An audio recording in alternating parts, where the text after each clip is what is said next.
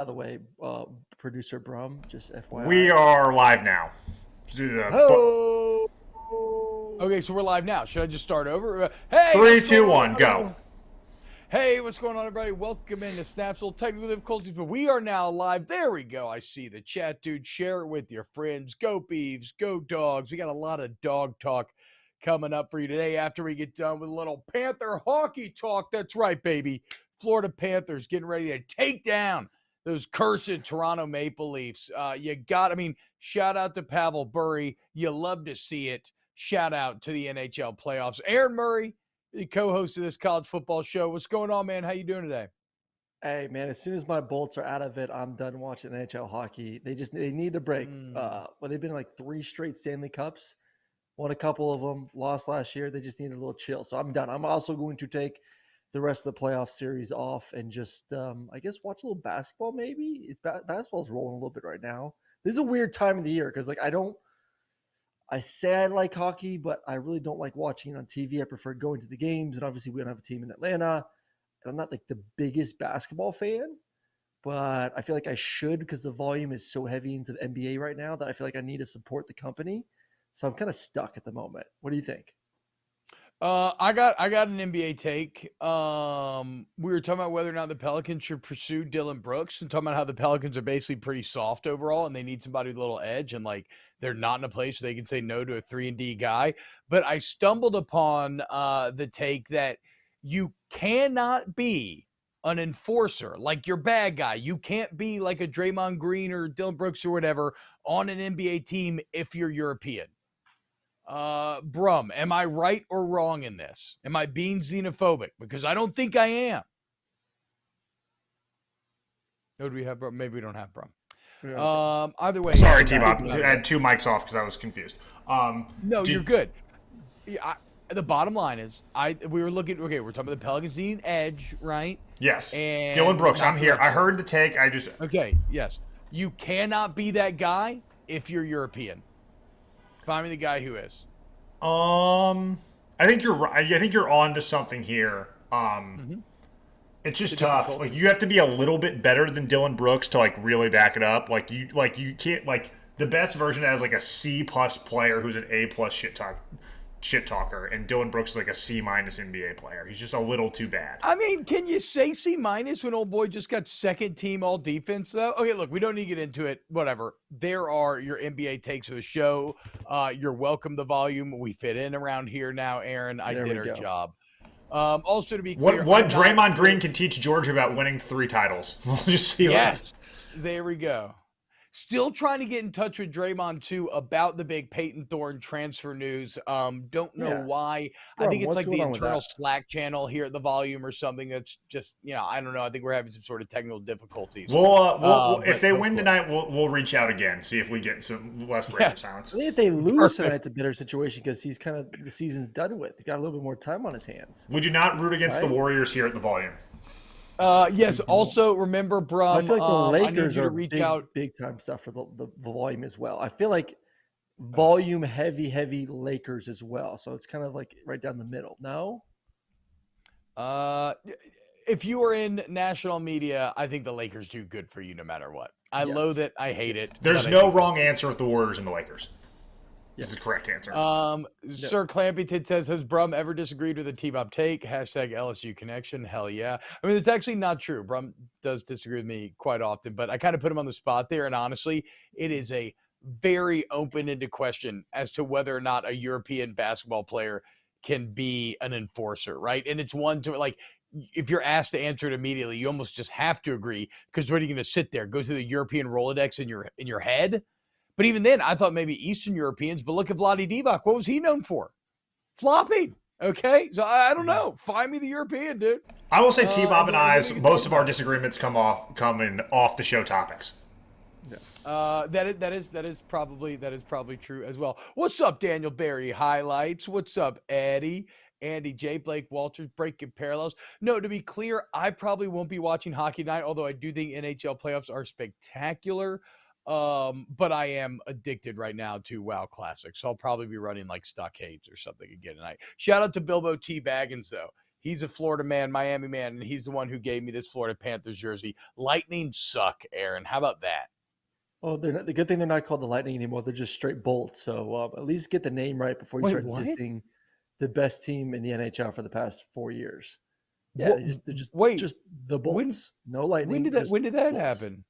Because everybody was just saying go Bolts, and so they just made it. Yeah, so they're just like, screw it, let's rebrand it. We're Bolts, and then they kind of went on this work run and kind of right now in the middle of an incredible dynasty. Why is Tampa so obsessed with having really good sports teams that love to change names? And when are the Buccaneers going to join? I mean, from the Devil Rays to the Rays, from the Lightning to the Bolts, when are the Bucks just going to become the Bucks? Maybe it's just an education thing, because I know you like to hit on the fact that people in Florida just aren't very smart, so you kind of dumb it down, make the name a little bit shorter, a little easier to say, saying go Buccaneers. Also, Aaron, this is not correct at all.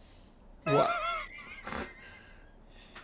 It's not even remotely correct. They're definitely still the Lightning. Everybody in chat is saying they're still the Lightning. No, they're the Bolts. What do you mean? I mean, I don't. the Tampa Bay Lightning, colloquially known as the Bolts. Okay. Yeah. Wow. Yeah. I'm really trying to come up the local knowledge here. I'm giving local knowledge here. No, you're not, though. That's what I'm saying. You gaslit me, and I believed you because, you should have local knowledge, but you just fucking lied. You just straight up were dead wrong and said it. He was so wrong that I had to Google the obvious fact. It's like Googling. I had to Google is the sky blue because Aaron said something so incorrect. That's what I mean. That's why saying a lie with confidence is so deadly and deceptive. Is that I bought that. I swear rumor on the street was that there was a full name change and they just go with Bolts. People are saying.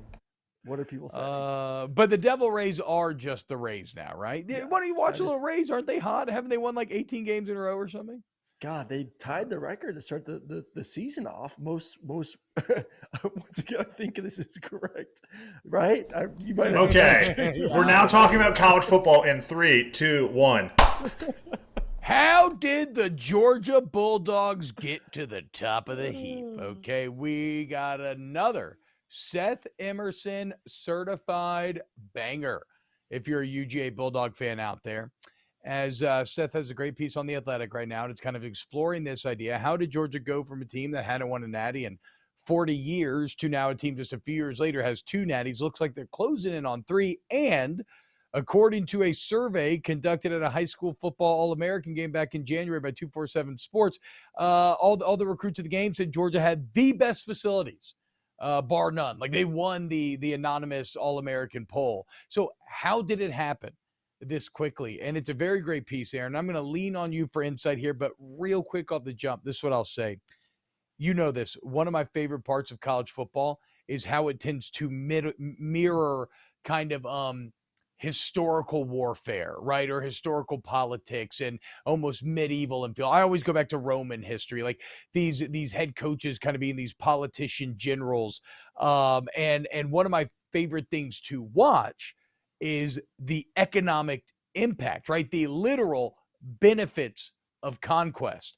You saw T-Town go from being Alabama, the easiest school to get into out of state back in 2007, kind of not a decrepit town, right? But just a normal college town to now it's got this thriving local economy, new buildings everywhere you look, new fountains, aesthetically more pleased than ever been, new businesses being, popping up by the day. And it's because Nick Saban created conquest, right? Well, the same way UGA are feeling said benefits. They just built an $80 million football ops building, $63 million recruiting room and locker room at Sanford Stadium, $32 million indoor facility. They're paying Kirby $111 million during the spring game. Why was half of Sanford Stadium closed down? For construction. And it's just like back in these Roman times, dude. You go, you conquer your opponents, you pillage their lands, you bring back the bullion, you bring back the booty, and then you build temples, you build shrines, statues, so that future generations may look upon what you wrought and despair. And guess who's the happiest are? The people, okay? Because they enjoy the riches as well. It trickles down. It's just wild how much growth you're seeing out of Athens. And quite frankly, it makes them very scary going forward, Aaron, as this kind of feels pretty sustainable. Yeah, what is, and I will say this as someone who lived kind of before all this amazing success, is They stopped being penny pitchers, man. We had, remember, we didn't have an indoor. I kind of like Georgia and Florida the same way, in the sense of like, we just feel like there's a sense of like our brand will carry us. We don't need to go above and beyond to give the student athlete the best experience. And like, I'm not saying like my experience was crappy at all, but like we did not have anywhere near, for being the University of Georgia, a big time program with big time recruits and an incredible campus and the SEC. It didn't feel like that at the facilities. We had average facilities. Remember heading into my junior year, they're like, oh, we're going to renovate. We're going to put in, figure out X amount of dollars and finally get going with facilities to compete with everyone else in the Southeastern Conference. And we built a 20 by 40 indoor facility, 20 by 40, not a full indoor, a 20 by 40 that was more used for dinner functions and fundraisers than what we could do for practice. If it was raining outside, we had to come indoors, split it down the middle. So now it's 10 by 20 and do walkthroughs.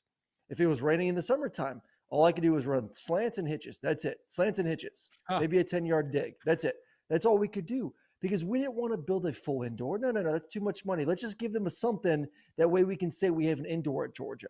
Just stuff like that. And you just kind of scratch your head. Like, why aren't we putting ourselves in the situation to maximize the experience for the student athlete?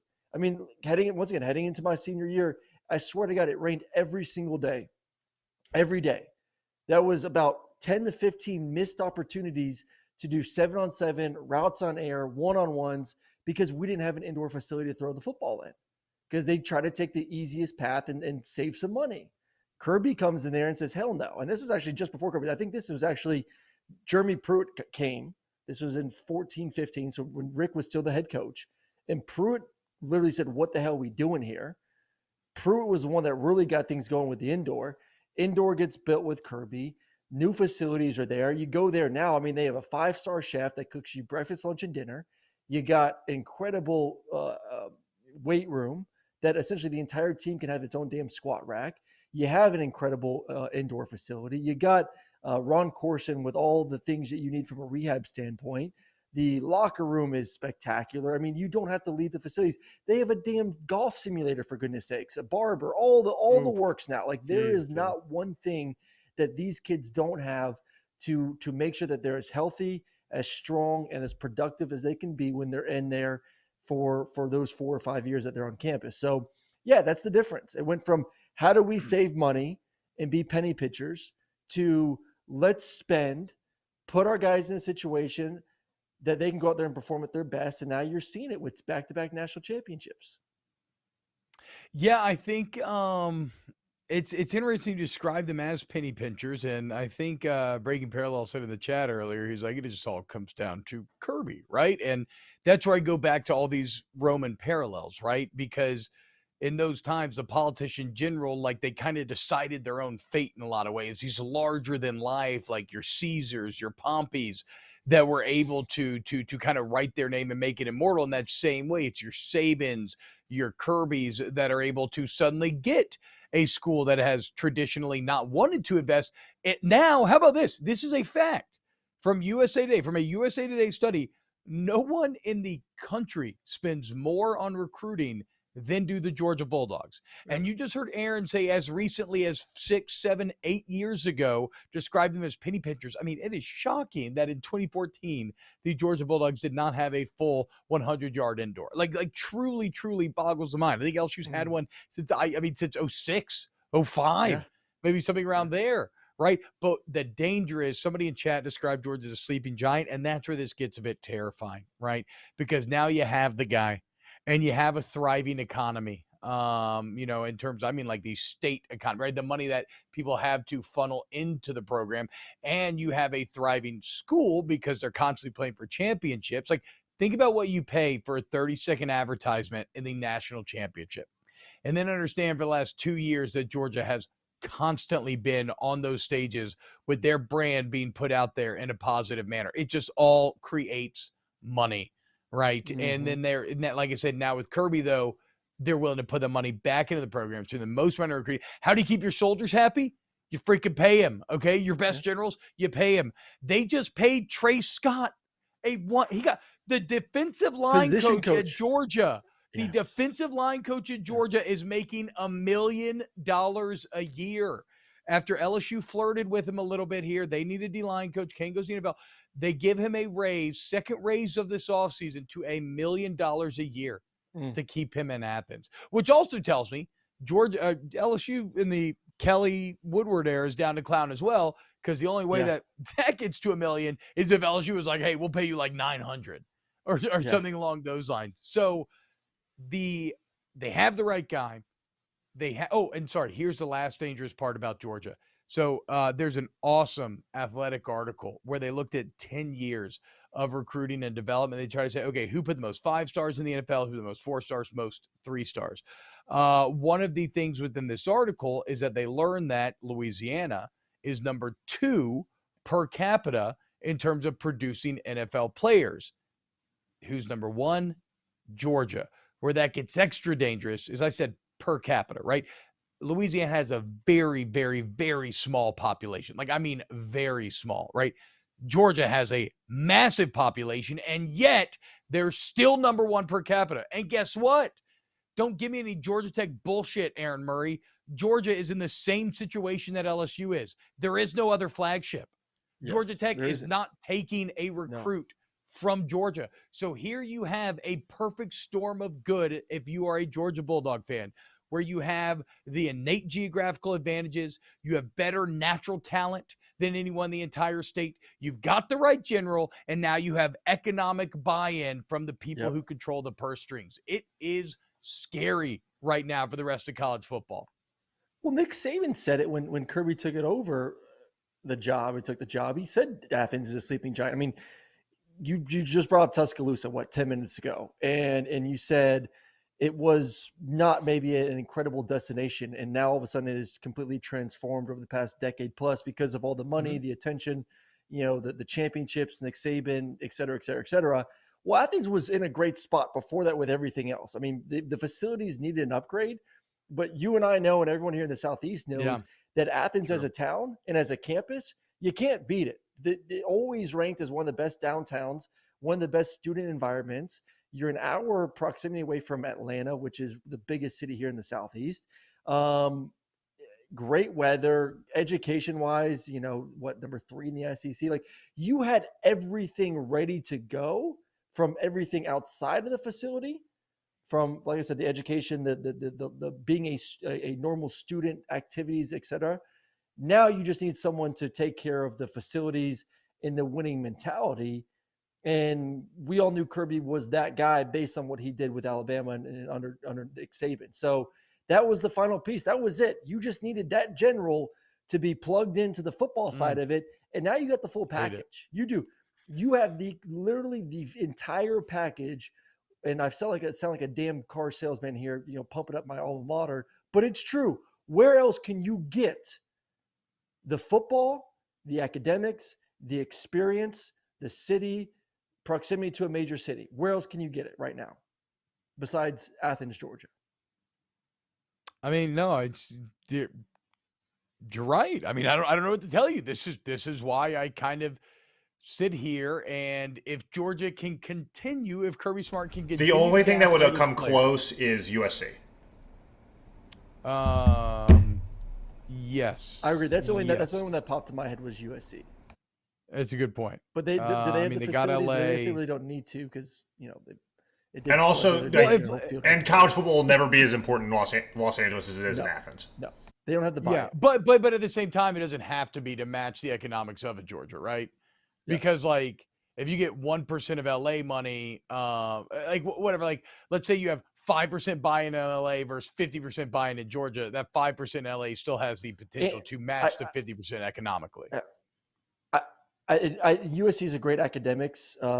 Andy J goes Tennessee and Nashville, LSU, New Orleans. I get, okay, yes, that you're just hitting on one of the points, and that is proximity to a big city. New Orleans is a dying city, though. I mean, I don't mean that academics. It's not crapping on your alma mater there, but LSU academics are on the same level as Georgia academics. What are you talking about? I'm pretty sure we have I'm just an going on astronaut or rankings here, something. boys. I'm just We going have on like an rankings here. astronaut or something floating around out there, don't we, Brum? Don't. Then there's somebody who just went to space, maybe like a scientist. I think so. I think we figured out something about gravity recently, which was pretty impressive, and people were like, "Look at that, huh?" Yeah. So fuck you, Aaron. You don't know what you're talking about. Is my point. And sorry on the New Orleans thing. I'm not like talking about crime or anything like that. All the whatever. I just mean literally New Orleans population is shrinking while Nashville and Atlanta are exploding. So I don't think that necessarily Blake Walters. T-Bob's like, what do you mean? We had classes to go to as well. Yeah, exactly. Yeah, I went to class too. What are you talking about? There, get out of here. So yeah, Georgia is how about this? Andy J says, is Josh Heupel like a fat Luke Skywalker of this story? Is Josh Heupel the one who's going to hop in that X-Wing, go on the trench run, and blow up Kirby Smart and the Georgia Bulldogs? I think they have a chance. I mean, it is – the problem is LSU was toe for toe with Alabama. And they have been the big thorn in Alabama's heel. Whenever Alabama wasn't winning, it was probably most of the time because LSU was having success. And that was always the big game. There's a reason why CBS always had that as the doubleheader nighttime matchup for their only 2 times they did it per year, just because LSU was established, LSU was competitive, LSU was winning championships, and then Alabama obviously has been on their run as well. Georgia's been now on a, was really good before Kirby took over. He took over a pretty established program and obviously took it now to new heights. Tennessee's catching up. Once again, like LSU and Alabama are here, and Alabama kind of took a little bit step here, but LSU is always just nipping, winning championship. Georgia's here, Tennessee's here. True. And I'm sorry for those listening on podcasts here, but it's a big. Obviously, he's making a bigger gap with the second one. I'm making a bigger gap here. So you have a lot more of a climb to catch up to what Kirby's building. Like that's my only concern. Like, can it happen? Yeah, it can happen. I just don't think that's going to happen in the next 3-4 years. And the key for Tennessee fans is, 1, be patient, and 2, lucky for you, you're not going to have to play Georgia every year starting next year. When you go into this new pod system, it's no longer like, hey, we have to defeat Georgia if we want to win the East and make it to Atlanta. It's like, no, you take care of your pod or just be one of the 12 teams at the end of the day that make it into the playoffs. So you're not really having to compete with Georgia. Well, but it's not even really. I mean, are we still? Isn't it not technically a pod system though? I mean, really, it's just going to be. It's just an open. Like you just have to take care of the SEC. You got to take. You're playing every team in 4 years. Like you just got to take care of the SEC. It's not technically a pod because the whole pod doesn't play each other. It's just that everybody has 3 permanent opponents. You get what I'm saying? In a pod system, you're in your own little pod, right? You okay? So I guess you could say. I am just saying in terms of the thing that was actually called the pod system that was proposed, that was like almost like SEC East, North, South, West, in that all those teams would have played each other every year. And this, yes, everybody has their own grouping, but like I can be, okay, LSU can play Alabama every single year and play Texas A&M, but Alabama doesn't play Texas A&M. In a pod system, they would all be together and they would play like an NFL division almost. Gotcha. You just have it's semantic. Yeah. It's semantic. It doesn't fucking matter. Yeah. It doesn't mean anything. Play 9 games. Okay, SEC, shut up, stop arguing, stop being dumb. Play 9 games, rotate through everybody in 4 years. It's awesome. It's right there in front of you. It's literally the easiest, most obvious decision in the entire world. Mary Ave says, Chip Kelly has the Bruins on the rise in Los Angeles. I'm going to be very interested to see how Chip Kelly does post DTR and Zach Charbonnet. If he can come back strong again this year, then I'll maybe start to give UCLA a little more credit. But I have a feeling that you're looking at a massive drop-off. You're not going to get the consistency there because you don't have the buy-in. Like you don't. When's the last time UCLA had buy-in from the fan base to create enough buzz to create the consistency? Like you're what you just said. You're relying on that once every 4 or 5 years, getting a special quarterback and a skill position player to make you extremely competitive, and then as soon as they're gone, you didn't take advantage of it. Like it would have been great if I turned on the TV every Saturday night last year and you did have 2 monster players that the Rose Bowl was packed out and you kind of kept that juice going for the next, grouping of recruits to get excited about, but you didn't. The place was never filled up, wasn't even half filled. Yeah. Besides the game versus USC, like you did not take advantage of having star players in a really good season. Like if I'm a recruit, I'm like, man, they're having an awesome season. They might have a chance to win the Pac-12, and there's 20,000 people in the stands in the most beautiful stadium in America. Like, fuck that. I ain't going here. No, I mean, no, I agree. I think UCLA has, like you're saying, larger culture things they got to overcome if they ever want to be really relevant in college football. Doesn't mean they can't be good. They can be good, but if they really want to be great, I just don't see it happening. Speaking of being great, it's looking like Georgia's feeling pretty big for their britches, right? Right after you talk about, look, they may think themselves an empire, but are they bigger than the American empire? Because they seem to think so, as Georgia is yet again declining to visit the White House. What's up, Aaron? What's going on, man? Why is Georgia so salty? Sound a little miffed. What's going on? Why is Georgia not going to the White House? I mean, it's an awesome deal. You get to go see one of the most iconic. You can feel the history. Yeah. There wasn't an invite. It took Warren Brinton, one of the defensive tackles, to literally tweet at POTUS, wow, no invite to the White House this year, sad face at POTUS, for then there to be an invite to go to the White House. Like, I don't know what got missed with. When did he tweet this? He tweeted it on February 20th, so almost a month and a half after winning the national championship. He's having to tweet out, hey, where's our invite? Like, winning a natty and going to the White House is like winning a Super Bowl and going to Disney the next day. It just happens. And you're kind of sitting back like, where's the invite, POTUS? Like, what's going on? Wake up. Let's go. We want to go to DC. And no invite. It took a tweet. Okay, so I guess he tweeted that on the 20th. It looks like political leaders in Georgia then had a bipartisan resolution where they called for the White House to invite UGA to the again, I don't know why the White House just like you said, like drop the ball. Why get into any of this? Just have them come out. Like just do what everybody's done for 100 years or whatever. So then the White House releases a statement on February 22nd. The president looks forward in welcoming the Georgia Bulldogs to the White House. Reportedly, they kind of went back and forth. They're talking about dates. UGA's talking about dates. They say they can't line up. Then eventually on May 3rd, they get an official invitation to come on June 12th, which is, George says it's not feasible, but also it's the same day that they're having an event called College Athlete Day, where they're going to have a number of teams out there. So I don't know about you. To me, this feels like one giant pissing contest, right? Yes. Georgia's saying, oh, that doesn't work for our schedule. And the White House saying, hey, we're the fucking White House. You think we go off the Georgia football schedule? Yeah. And then the White House throws him a little disrespect by being like, okay, you know what? Come June 12th. We're having the swimming teams out. Why don't you come June 12th? George says, you know what? Go fuck yourself. I'm not coming on June 12th. In fact, I'm not coming at all. Yes, way to go. That boy, Kirby. Toxic dick measuring masculinity has led to these kids not getting to go see the White House. 2019 LSU remains the last team to go to the White House, and they did it so cool doing the Get the Gat video in the White House that nobody else ever gets to go again, apparently. Yeah. It is a pissing contest, but it's still, I'm putting the blame on the White House for this one. I'm sorry, but like the invite. What? The invite. You're a football team, dude. Just go to the White House over the weekend. No, the invite should have been on Kirby's desk within a week. Within a week.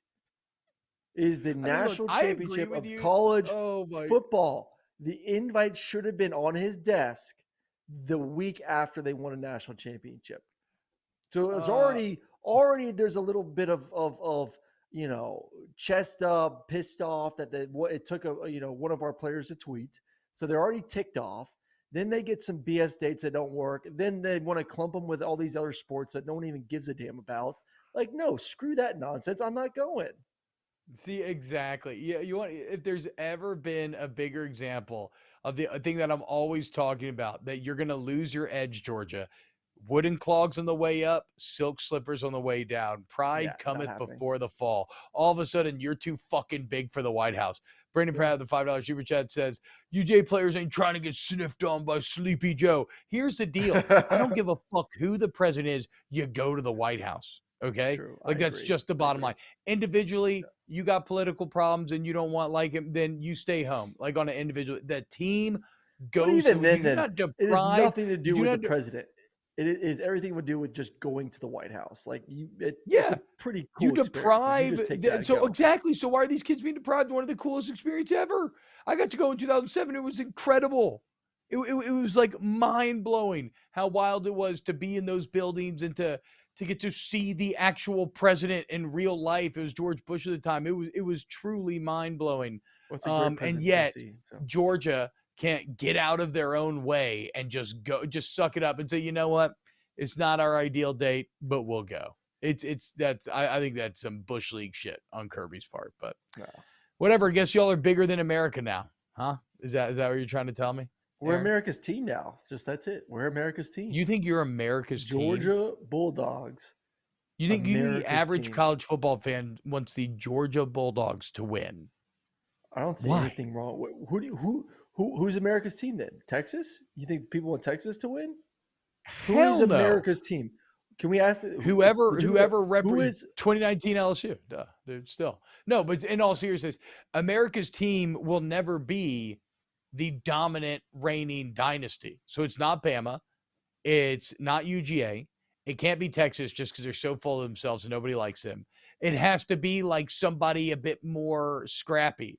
Am I out of base in saying Michigan could maybe make its way into America's team? If Michigan was to take home a title, I could see it. I know that Michigan does. Yeah. Michigan's kind of towing the line with maybe having too many people that hate them, but like they're less hated than Ohio State. They're less dominant than Ohio State. So it's kind of a better story. I could see Michigan working its way into America's team. I mean, certainly Tennessee. Didn't we all fall in love with Tennessee last year? Yeah. Okay, we did. I think Michigan. We did. Bro, what's your thoughts on this? Who is America's team? I would like to hear this from a guy that lives in New York where they don't give a shit about college football. What would the average New Yorker say is America's college football team? No, bro.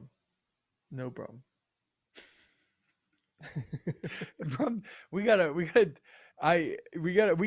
have a better path of communication and know when Brum is actually like able to be locked in and when he's having to do other work, because he stays very busy, right? He manages a lot here at the volume. Hey buddy. So I'm not blaming you. Hey Brum, what's up, man? What's happening? I'm not saying anybody did anything wrong. We just need to figure this out. Like when or when not we True story. I'm actually, my nose is bleeding, so I was solving that problem. I was actually not working. Nice. So. That sounds fun. Oh, okay. I see, Brum. Chill out, dude. It's Wednesday. You can't be doing that at Wednesday 1:30. Relax. Yeah, that's what I'm doing when I'm working. That's what a lot of people do it actually. Tom Reed says T-Bob did some crank for the broadcast. See, exactly. He knows. All right. You know what's weird? Andy J has a good one. It's Notre Dame. It's Notre Dame. Notre Dame's America's team. Okay, in the Marcus Freeman era, because Brian Kelly's severely nationally disliked, in the Marcus Freeman era, they have a way better chance. But maybe it's been long enough since Notre Dame dominance that people get behind that. But there was definitely a time where people had Notre Dame fatigue. Really? So can you get into this conversation real quick? Who is America's team? Average New Yorker. Yeah. Who has the potential to be America's team? Yeah. USC. Oh my God! It's just no. The answer, no. Flashy. He's not wrong. He's not wrong. People would much rather see USC win a championship than Georgia. 100%. Not in the Southeast, but likely across the rest of the country. If you took a poll, I feel like majority would vote USC over Georgia. Maybe I'm wrong. I would. I don't like LA at all. So. No, it's tough because like the Southern region has had such a dominant force over college football the last 15 years. It's like hard to pick any of those schools. Yeah. And there's so much infighting in that region that like you can't really pick any of those. I don't think USC hasn't been good in a while. For them. Oregon could actually be it. It's just tough. It's just tough because Oregon would make a real national championship run. Who hates Oregon? But the real thing is that's kind of the great thing about college football is there is no America's team. Is there is no Cowboys, there is no Yankees, there is no Lakers. Yeah. There's a few feudal warring big brands, but there's no brand that's bigger than the sport. No. I guess TCU had a little bit of America's team last year. You can't just base it off a season. I'm just talking about for the average person who doesn't watch college football, what would they say if name me the top team? Name me if you ask someone who's from another country that wants to get into baseball. Name me an MLB team, Yankees. Name me an NBA team, Lakers. Okay. Name me a college football team. There's Notre Dame. If that's the logic, then it's 100% Notre Dame. I would say you think even over Alabama? I feel like it's probably. I mean, people have heard of Alabama all over the world after these past 15 years. But I feel 15 years is a lot short of time than 50 years where Notre Dame was the dominant brand.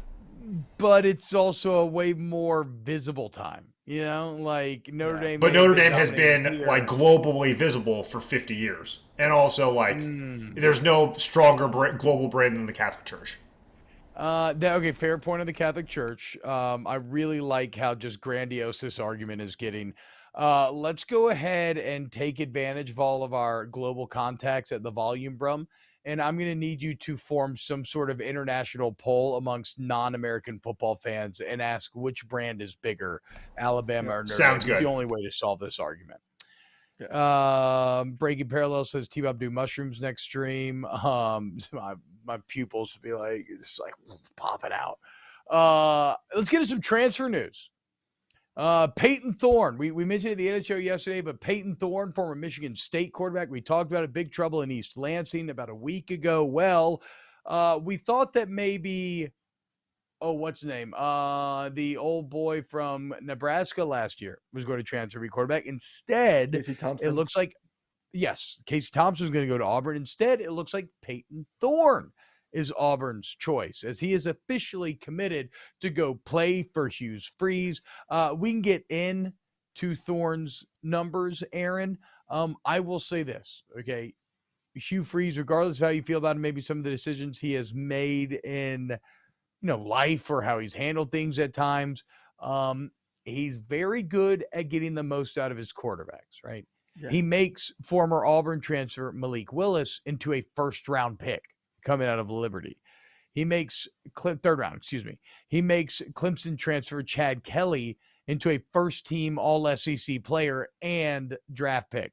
I don't know how good Payton Thorne will be, but I feel very comfortable saying that Thorne will be better than he has ever been before. Yeah. He played well 2 years ago. And, last year was a down year. They didn't really have the run game to kind of take the pressure off him. He's not a superstar. Let's just get this straight. I'll put it out there. I think a lot of people realize he's not Caleb Williams. He's not Drake May. He's not a guy that you say, hey, go out there and throw the ball 40, 50 times and go win us the football game. He's average. He is. There's nothing sexy or wow factor or this guy's an all-SEC guy or this guy's going to help us win that. That's not there.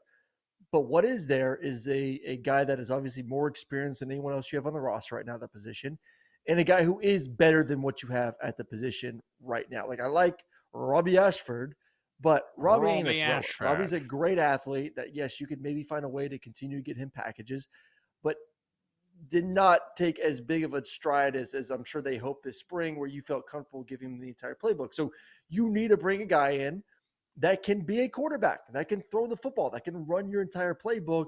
And so, yes, you brought in an average quarterback, but that average quarterback, while it's not I'm not, jumping up and down if I'm a Tiger fan, is still better than what we had. That's the problem. Yeah. You didn't have anything. You did it.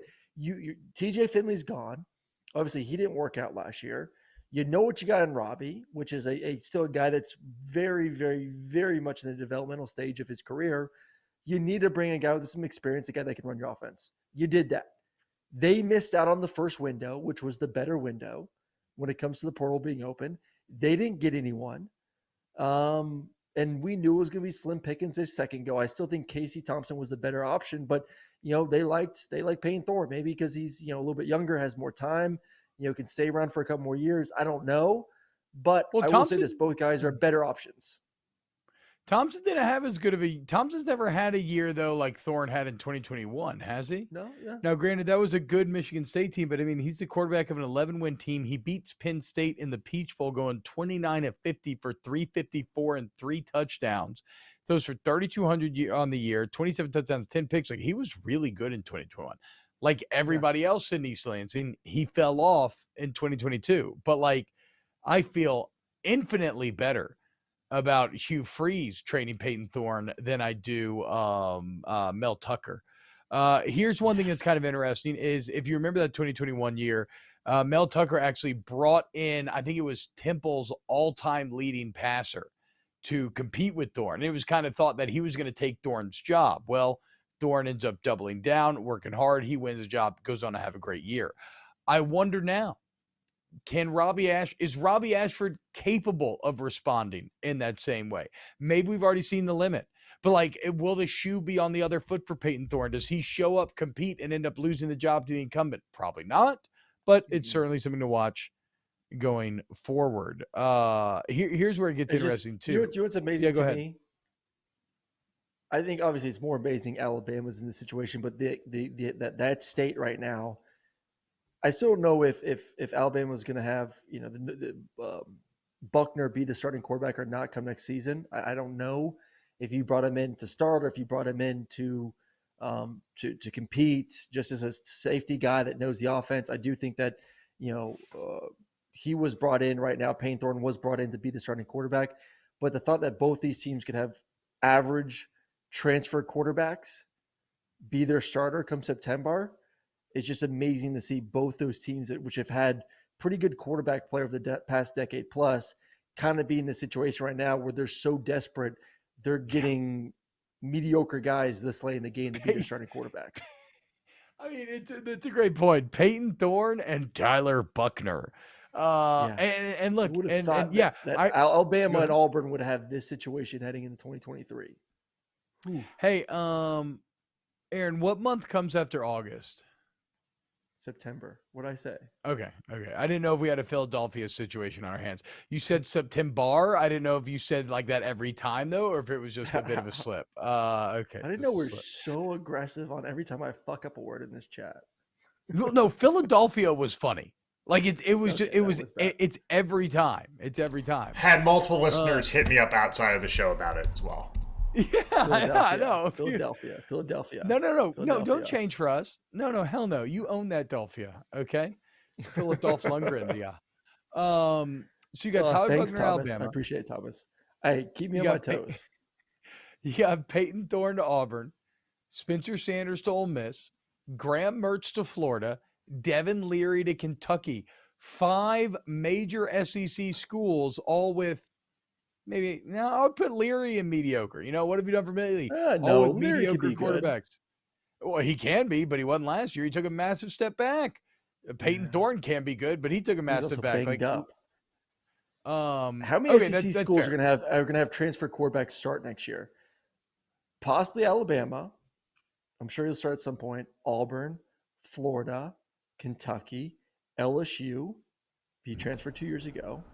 Aaron, are you for real? South Carolina, Tennessee, 8. What did Aaron do, bro? What did Aaron do? You don't see Aaron Zoom McGee over here? Look at him. Oh no, I was looking up Devin Leary stats. I didn't see what ended up happening. He just backed himself up like he was like, there we go. Back to the frame you go. Camera. Well, I mean, you can still hear me though. Eight transfer quarterbacks in this league this year.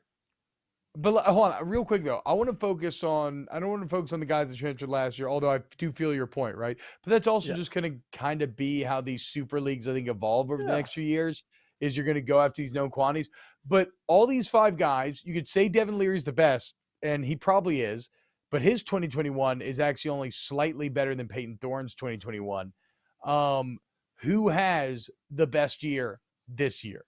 Buckner, Sanders, Mertz, Leary, or Thorne? Buckner. Sanders won't play. Sanders not going to be the starter at Ole which Miss. is crazy. So you think he left to go sit behind who? I Not think he Jackson made Dart. the dumbest decision going to Ole Miss. I've said it before. He's an idiot for taking that gig and going to Ole Miss when Jackson Dart had a good year, pretty good year last year. I think but Lane Kiffin obviously does not want to play Jackson Dart. I know he sold it. Well, maybe not, but then Jackson Dart, everything you keep hearing is that he balled out in spring and made massive strides and improved in every area that we wanted. Oh, wow. Jackson Dart will be the starter. The starter. So that's out. I don't think Sanders is going to be the starter. I don't think Buckner is going to be the starter. I do think that they're going to really give Ty Simpson every opportunity to be the starter. So I'm not banking on him. Okay.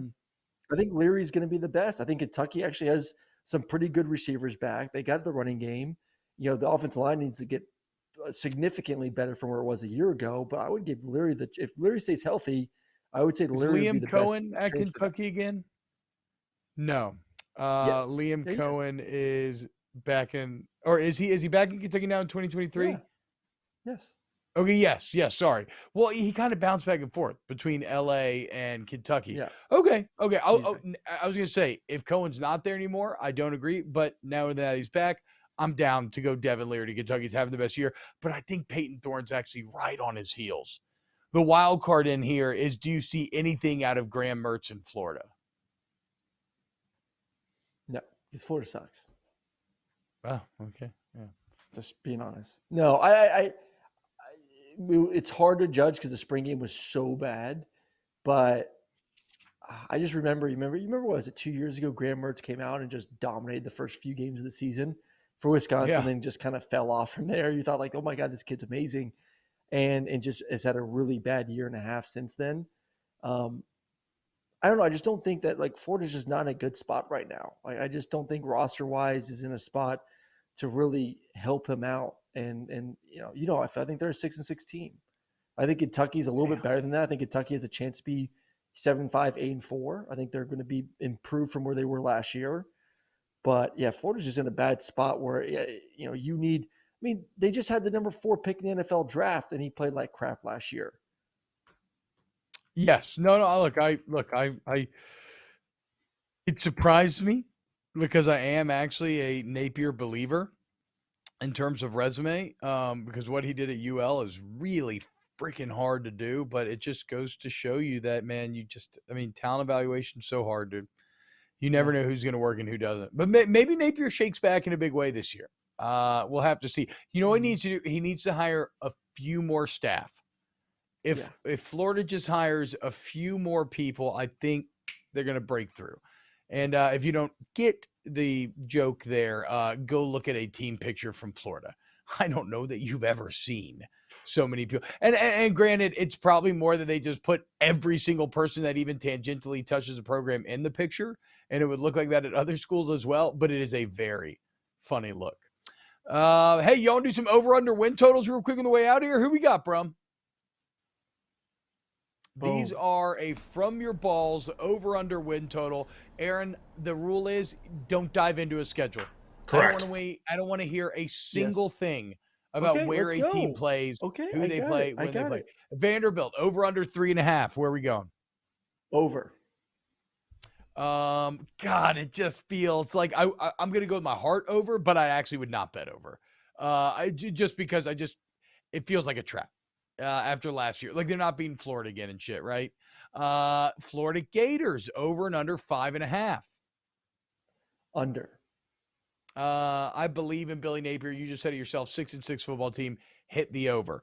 Auburn over under 6.5. Over. Yeah, Hugh Freeze, a good coach. I'll go over. Mississippi State over under 6.5. Under. Wheels come off without our guy, Mike Leach. Swing your sword. Mizzou over under 6.5. I'll go under. I'm actually going to go over here. They should have beaten Georgia. They should have beat Auburn. Had two of the worst collapses I've ever seen in my life. I actually like Drinkwitz. I don't know shit about Mizzou. I'm going over. Kentucky over under 6.5. Over. I'm not a Kentucky believer, but I believe they win 7 games. South Carolina 6.5. I think we're probably both going over here. We love Beamer ball. Yep. Correct. Yes. Texas A&M 7.5.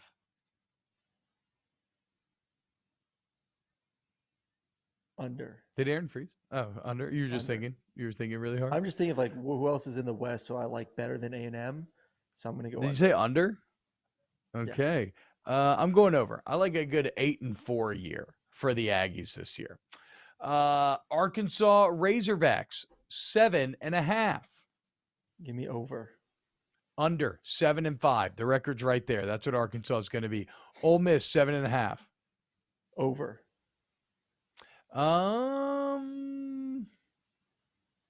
You betting on Lane like that after the collapse of last year? I think Jackson 7 down the stretch. I'm betting on Dart. I like the potential for what I saw from Dart last year. I'm betting on him. More like Jackson Fart. Okay. You know what? Though? I'll ride with you. I'll go over as well. LSU 9.5. Over. Oof. They should be. Still find it hard to believe that they will be, but we are in the new Brian Kelly era. Tennessee 9.5. By the way, interesting kind of tier system developing here, right? Shocking fall from grace for Florida to be at 5.5. But you have all your middle of the pack teams in South Carolina, Kentucky, Mizzou, Mississippi State, Auburn kind of fighting, trying to climb. You have the western middle of the pack teams in Ole Miss, A&M, and Arkansas that are viewed as a step above them. And then you get into, like we said, the guys nipping at the heels of the big boys. Tennessee, LSU, nipping at the heels of Alabama, Georgia. Tennessee 9.5. What you got? Under. It would be shocking to me if Tennessee pulled off a 10-2 year, second year in a row. I mean, you lose your left tackle to the NFL. Now, they can get to 10-3 with a bowl win, absolutely. But I would put my money on the under here. Alabama, 10.5. Under. Say it. Under. Easy, right? Under. I mean, under 10-2 for Alabama this year. Yep. That is going to be their record. And UGA, 11.5. Over. As much as it pains me to admit it, yes, the answer is over. As you know, I said no schedule talk, but this is your daily reminder that UGA are cowards and have the worst schedule you've ever seen in your entire life. Yeah. But it will burn you in the playoffs. It's why you're going to lose, and it's when it's going to hold you from a third national championship. So it's not a bad schedule. I hate enough of the bad schedule. It's not a bad schedule. They're just better. Schedule. It's like the least. They're just better than everyone else. They're just better than everyone else. No, that's. I'm sorry, you give most teams that schedule, and you're like, oh, that's a pretty good schedule. You give it to Georgia, like, oh, that's a fucking lie, though. What you just said is a complete and utter lie. No one thinks starting with Tennessee, Martin, Ball State, and UAB as 3 or 4 games is a good schedule.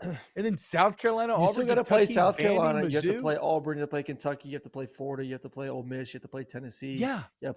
Like, that's a good schedule. What about that? Just Georgia's that much better. No, relative to the SEC, all those teams suck. Those are, save for Tennessee, those are all the middle of the pack or lower teams. You're not even playing any of the good SEC teams. Get out of here. Gotta go, boys. We got to go. Okay, y'all have a great day. We love you so much. Aaron, thanks, man. You have a great day. What do you got going on today? You going to do something fun? Yeah. Go karate time with little man. Yeah.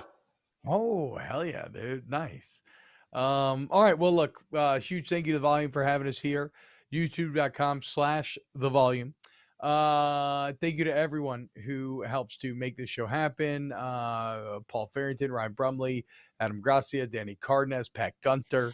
But most of all, a huge thank you to everybody who listens every day and who shares it with their friends and who rates it and reviews it and likes the post and all that other stuff that, well, allows us to continue to do this, because I love doing this. And I hope you all have fun every day, because I know that we have a lot of fun. We love you. And we'll see you tomorrow on a brand new episode of Snaps.